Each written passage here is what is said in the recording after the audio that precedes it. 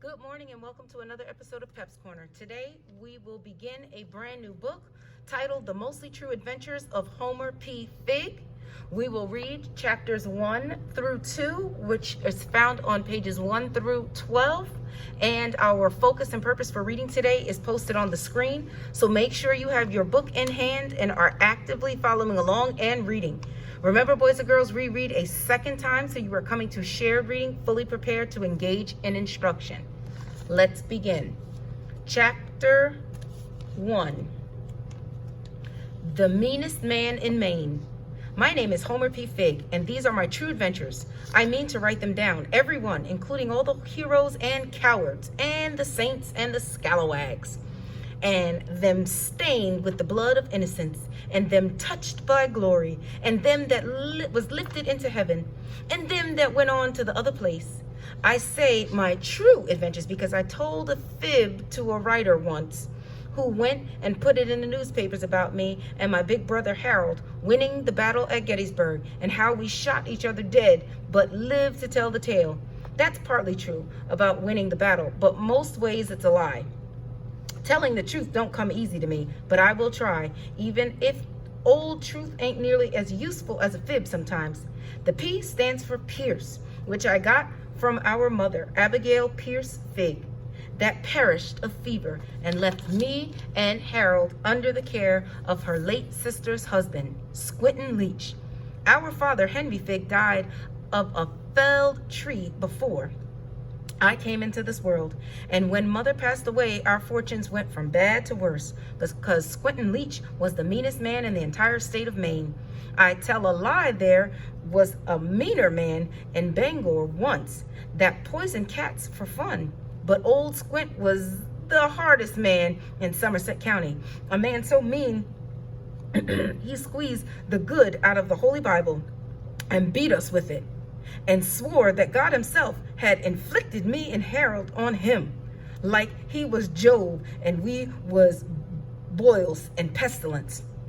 Squintin' Leach, just writing down his name gives me the shivers. Our mother was a kindly schoolworm and taught us to speak proper, so I can't tell you exactly what I think of Squintin' Leach, but it approximates what I think of a rabid skunk or scabs on my backside or a bad toothache. Me and Harold tried not to take it personal because Squint hated everything. We just happened to be included as he got stuck with us. Once I made a list of the things Squint can't abide. Things Uncle hates. Number 1, hates the land he works because it's full of flinty rocks that dull his plow. 2, hates Bob the horse that pulls the plow because it costs him hay.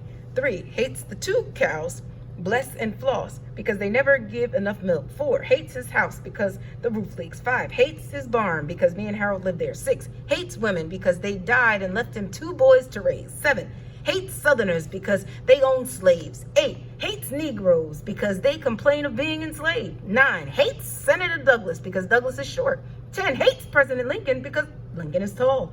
11, hates the sky because it didn't matter if the sky is sunny and blue. It's bound to rain someday. Then I run out of paper. Parson Reed of the Pine Swamp Congregational Church, he once said Squintin' Leach was aggrieved of life.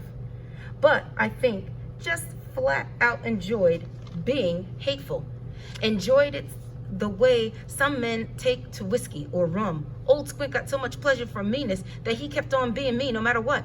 And the worst of this cruelty got aimed at my brother, Harold, who was always sticking up for me and getting stuck himself.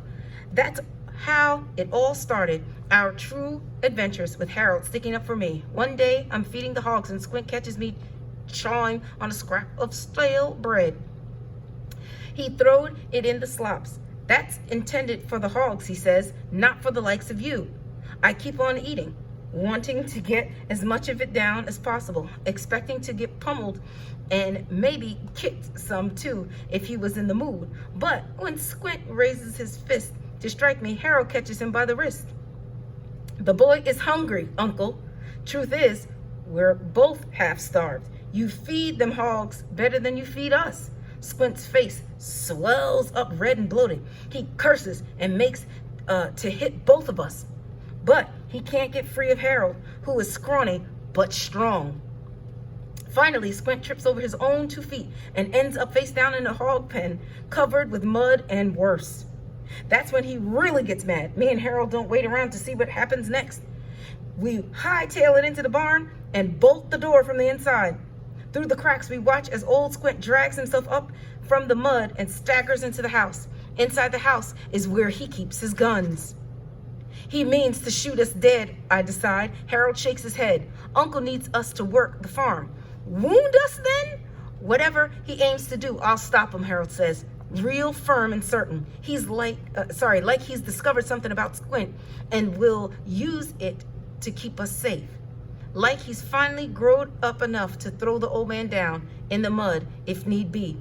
We wait inside the barn, studying the house until we spy Squint slinking outside the door. Sure enough, he's got his old flintlock squirrel rifle, but much to my surprise, he don't come at us with it. Instead, he marches over to the padlock. Next thing, he's scrambled up on Bob, the horse, and off they go in a cloud of dust, or as much dust as that old horse can raise.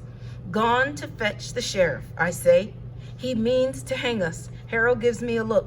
You know he hates the sheriff worse than he hates us. Where's he got to then? It don't feel right, Squint leaving instead of kicking the door down and whooping on us as like usual. Thing of it is, I'd rather take a beating than whatever he's got in mind, riding off like that. Harold seems I'm worried sick. Don't fret, little brother. I got a notion what we should do. Let's do it then. Anything is better than waiting for Squint. Harold says he'll be 18 his next birthday, and sometime has come for us to run away and make a life for ourselves. He says we can get hired in a logging camp and be logging men with axes and saws and such. The way Harold tells it, I can see the campfires and smell the stew bubbling in the big iron pots and hear the rumble of green giants shaking the earth as they fall. We'll ride great logs on big rivers and get paid in gold, dust, and beef. And one day we'll own the forest itself and everything in it. That's how fine Harold makes it sound. I'm chopping down trees in my head, happy as I've ever been, when Squint and Leach comes back with a crew of men to lynch us.